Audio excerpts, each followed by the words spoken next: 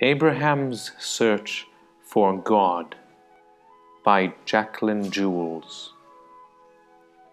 Thousands and thousands of years ago, a boy named Abraham lived in the city of Ur. At that time, people prayed to idols, statues made out of clay and stone. People could not imagine believing in a God no one could see. Idols came in all different shapes and sizes. Some looked like human, and some looked like animals. People brought idols into their homes and bowed down to them.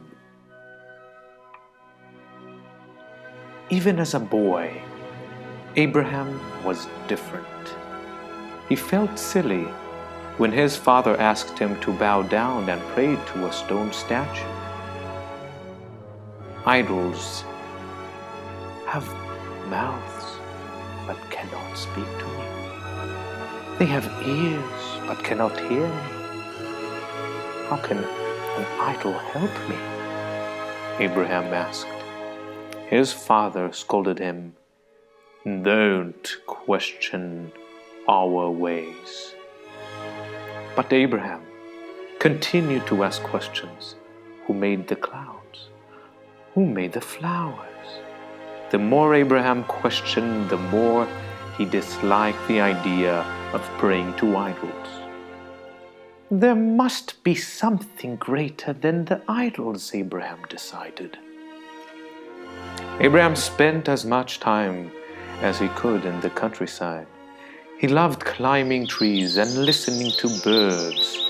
He would lie in the grass for hours and watch the clouds float across the sky. One summer day, Abraham stayed outdoors so long that night fell. The sudden darkness frightened him. Then a full moon came out, surrounded by millions of glittering stars. Abraham raised his arms toward the moon. I found something greater than the idols, a shining silver light that lifts the darkness. Abraham prayed to the moon. "O moon that lights the skies, you fill my heart and eyes." He was so fascinated by the beauty of the moon that he watched it all night. But in the morning, the moon disappeared. The clouds turned pink, then red. Abraham watched a blazing ball of fire rise up in the eastern sky. "I was wrong about the moon," Abraham said. "The sun lights up the entire earth and makes everything warm. It must be the ruler of everything and everyone." Abraham bowed his head and prayed to the sun. "O sun that lights the skies, you fill my heart and my eyes." But then the clouds came and covered the sky. "No," Abraham shouted as he watched the clouds, waiting for the sun to push them away. But the clouds stayed where they were, blocking the sun. "If the sun cannot push the clouds away," Abraham said, "the sun is not the ruler of the world either." The sky became darker and darker. It became so dark, and it began to rain. Lightning flashed and thunder boomed. Abraham hid in the cave with his hands over his ears.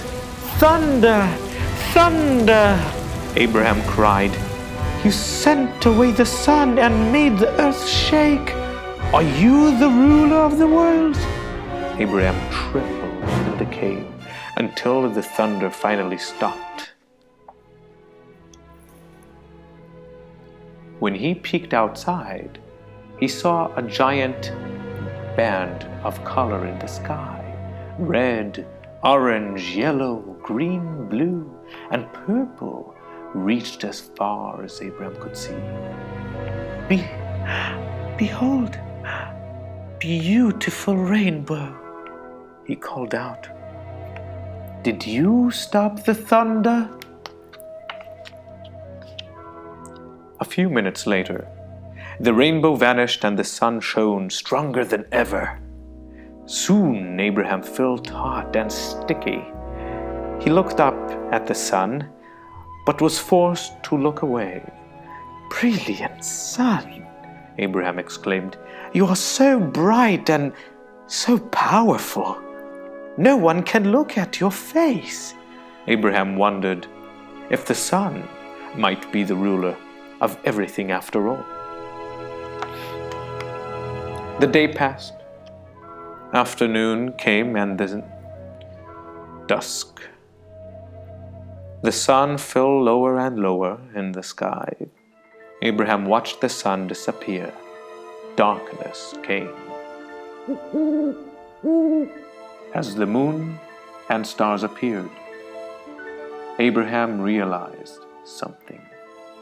The sun and the moon are taking turns. Who makes that happen? Abraham could not sleep that night. Instead, he thought about the way the sun and the moon shared the sky. He thought about the terrible thunder and the beautiful rainbow. When a rosy dawn broke in the eastern sky, then he realized that in the eastern sky there seemed to be something different. Abraham came to a new conclusion. There's something greater than the sun, the moon, and the thunder. There is something even more beautiful than a rainbow. One great power makes the sun and the moon take turns. One great power makes the rainbow flow and follow the thunder. This great power rules the entire universe and sets everything in motion. This great power is the one true God. But Abraham was still troubled. Where is the one God of heaven and earth? And if I can't see God, how will I know God is there? Abraham looked around him. He saw red flowers blooming in the field. He heard birds singing in the trees. He felt the warm breeze on his face. Suddenly, Abraham knew God is everywhere. God is everything. God is something we know with our hearts. Joyful tears fell from Abraham's eyes.